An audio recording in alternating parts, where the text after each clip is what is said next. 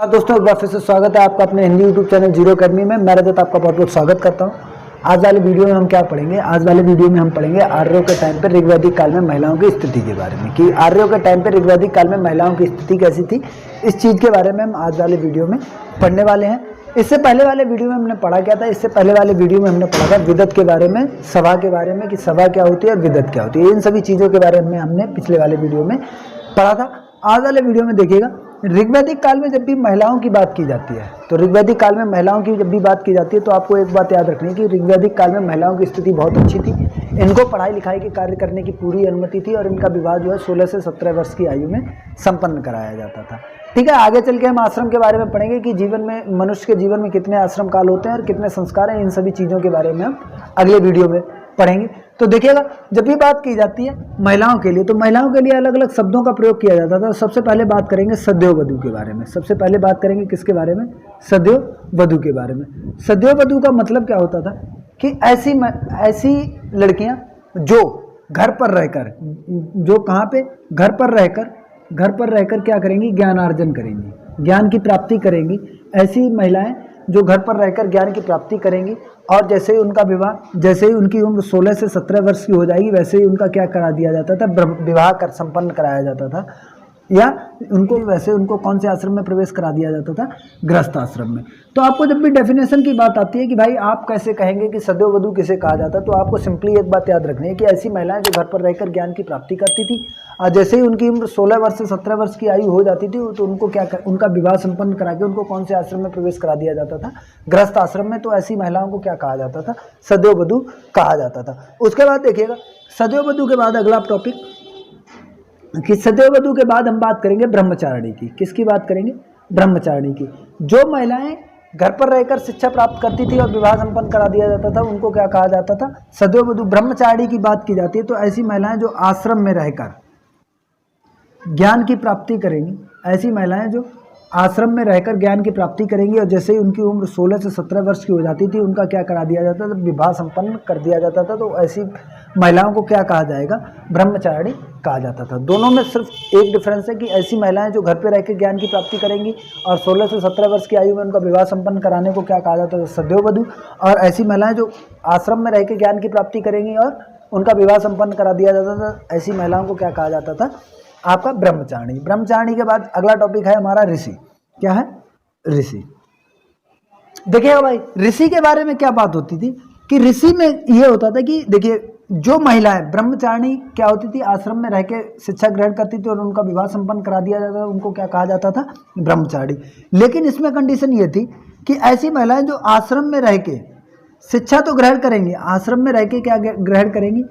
ज्ञानार्जन करेंगी और जीवन पर्यंत की पूरे जीवन कौन से आश्रम का पालन करेंगी? ब्रह्मचर्य आश्रम का। मतलब आजीवन जो है वो अगर कुंवारी रहती हैं, कुंवारी का मतलब बिना शादीशुदा जिंदगी के अगर वो अपने पूरे जीवन को काटती हैं तो उसे क्या कहा जाता है? ब्रह्मचर्य का पालन कहा जाता है। ब्रह्मचर्य आश्रम के बारे में आगे बात करेंगे। तो ऐसी महिलाएं जो आश्रम में रह के ज्ञान की प्राप्ति करेंगी और आजीवन ब्रह्मचर्य का पालन करेंगी, आजीवन ब्रह्मचर्य का पालन करती हैं तथा पुरुषों को शिक्षार्थ में पराजित करती है, तथा पुरुषों को शिक्षार्थ में मतलब किसी भी एक विषय में ख्याति प्राप्ति कर लेती है, पुरुषों को किसी भी एक विषय में हरा देती हैं, जैसे अलग अलग मंत्रों की रचना कर देती हैं और पुरुषों को पीछे छोड़ देती हैं। तो ऐसी महिलाओं को क्या कहा जाता था? ऋषि कहा जाता था।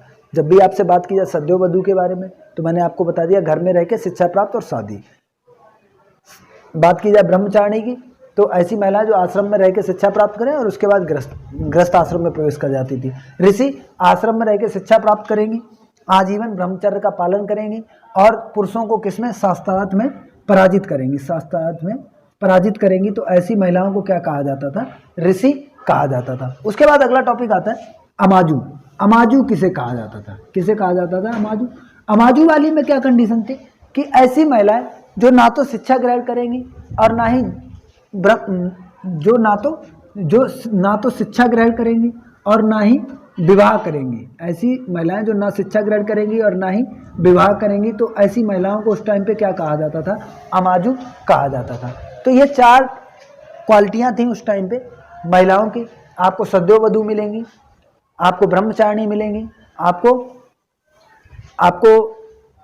ऋषि मिलेंगी और आपको अमाजू मिलेंगी। अमाजू के बारे में एक ही पॉइंट याद रखना था कि ऐसी महिलाएं जो ना तो शिक्षा ग्रहण करेंगी और ना ही विवाह संपन्न करेंगी, तो ऐसी महिलाओं को अमाजू कहा जाता था। और ऋषि जो शिक्षा प्राप्त करेंगी परंतु विवाह संपन्न नहीं करेंगी, आजीवन क्या करेंगी, ब्रह्मचर्य का पालन करेंगी, तो ऐसी महिलाओं को क्या कहा जाता था, अमाजू कहा जाता था। अगली देखिएगा, अगला टॉपिक है हमारा वर्ण व्यवस्था, कि जब भी बात की जाती है वर्ण व्यवस्था की, जब भी बात की जाती है वर्ण व्यवस्था की, तो वर्ण व्यवस्था में देखिएगा वर्ण व्यवस्था की बात की जाती है। अगला टॉपिक है हमारा वर्ण व्यवस्था। वर्ण व्यवस्था कि जब भी बात की जाती है वर्ण व्यवस्था की, तो हमने सिंधु घाटी जब पढ़ा था तो मैंने आपको बताया था कि उस टाइम पे वर्ण व्यवस्था प्रचलन में नहीं थी। उस टाइम पे 4 जातियां थी। मैंने उसके लिए आपको एक तरीका बताया था, प्रभु से अल्प मांगो, आपको याद रखना है। तो जब भी ऋग्वैदिक काल की बात की जाती है तो ऋग्वैदिक काल में वर्ण व्यवस्था प्रचलन में थी, लेकिन जो वर्ण व्यवस्था थी उसके 4 मूल वर्ण थे। कौन कौन से देखिएगा, सबसे पहले आता था आपका ब्राह्मण, क्षत्रिय, शूद्र, वैश्य और शूद्र। कि जब भी बात की जाती है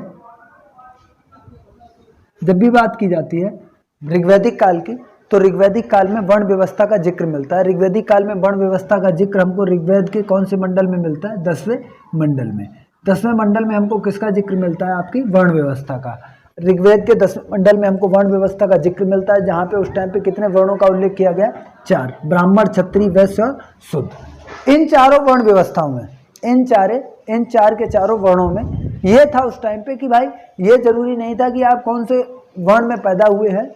ठीक है दोस्तों, ये जरूरी नहीं था कि आप जिस वर्ण में पैदा हुए आपका वही वर्ण रहेगा। इस टाइम पे क्या था कि जब भी हम ऋग्वैदिक काल में वर्ण व्यवस्था की बात करते हैं तो ऋग्वैदिक काल में वर्ण व्यवस्था जो है वो कर्म पे आधारित थी।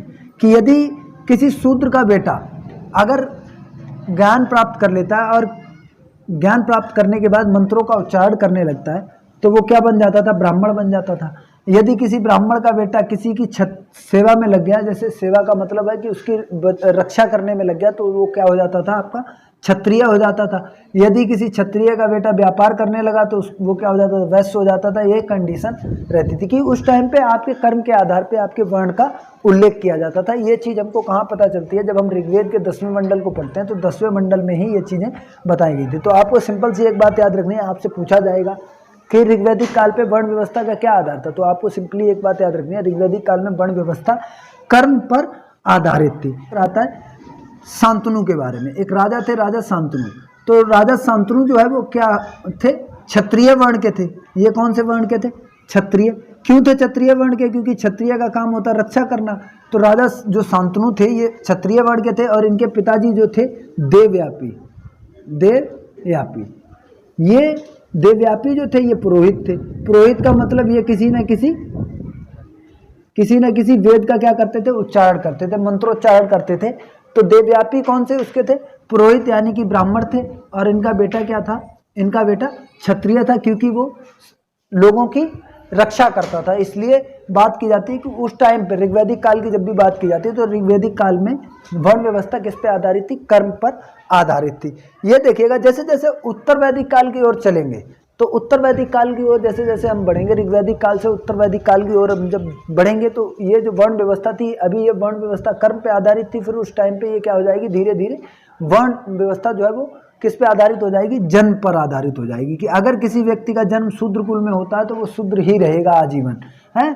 वहाँ पे आप कर्म कोई भी करने लगो कोई फर्क नहीं पड़ेगा। ठीक है दोस्तों, तो जब भी आपसे पूछा जाए कि वर्ण व्यवस्था आर्यों के टाइम पे ऋग्वैदिक काल में वर्ण व्यवस्था किस पे आधारित थी, तो आर्यों के टाइम पे वर्ण व्यवस्था कर्म पर आधारित थी। जब भी बात की जाती है वर्णों के जन्म की, तो ऋग्वेद में वर्णों का जन्म जो है वो किससे बताया गया, भगवान ब्रह्मा के शरीर से बताया गया। कि भाई जितने भी ये 4 वर्ण थे इनका जन्म कहाँ से हुआ, भगवान ब्रह्मा के शरीर से हुआ है। तो ये माना जाता है कि भाई ब्राह्मण का जन्म, जो ब्राह्मण था, तो ब्राह्मण क्या होता था, ज्ञानी पुरुष होता था। तो ब्राह्मण का जन्म ये कहा जाता है कि ब्रह्मा के मुख से हुआ है। और जब भी बात की जाती है क्षत्रिय की, तो क्षत्रिय का जन्म ब्रह्मा के भुजाओं से हुआ है। और जब भी बात की जाती है वैश्य की, तो वैश्य का जन्म कहाँ से हुआ है, जांघों से, ब्रह्मा की जांघों से हुआ है। और जब भी शूद्र की बात की जाती है तो शूद्र का जन्म कहाँ से हुआ है, पैरों से हुआ है। ऐसा क्यों कहा गया कि भैया जांघों से शूद्र का जब भी बात की जाती है ब्राह्मण की, तो ब्राह्मण मंत्रों का उच्चारण कहाँ से करता है? मुख से। तो इनका जन्म कहाँ से बता दिया गया? मुख से। जब भी बात की जाती है क्षत्रिय, क्षत्रिय का जन्म कहाँ से हुआ? भुजाओं से। कि अगर आप किसी की रक्षा करेंगे तो किसका इस्तेमाल करेंगे? भुजाओं का, हाथों का। ठीक है। वैश्य की बात की जाती है तो वैश्य पे ही उस टाइम पे पूरी अर्थव्यवस्था टिकी हुई थी, और आज के टाइम पे भी आपका जो वैश्य समाज होता है उसके ही हाथों में पूरी अर्थव्यवस्था टिकी होती है। तो वैश्य का जन्म कहाँ से बताया गया है?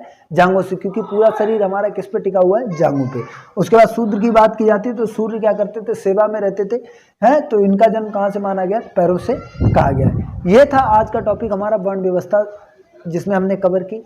हमने स्त्रियों की स्थिति के बारे में जाना, स्त्रियों को क्या कहा जाता था ये हमने जाना, और वर्ण व्यवस्था किस आधार पे होती थी, इन सभी चीज़ों के बारे में हमने इस वीडियो में जाना है। वीडियो अगर आपको अच्छा लगा हो तो वीडियो को लाइक जरूर करिएगा। मिलते हैं आपसे अगले वीडियो में, तब तक के लिए जय हिंद, जय भारत।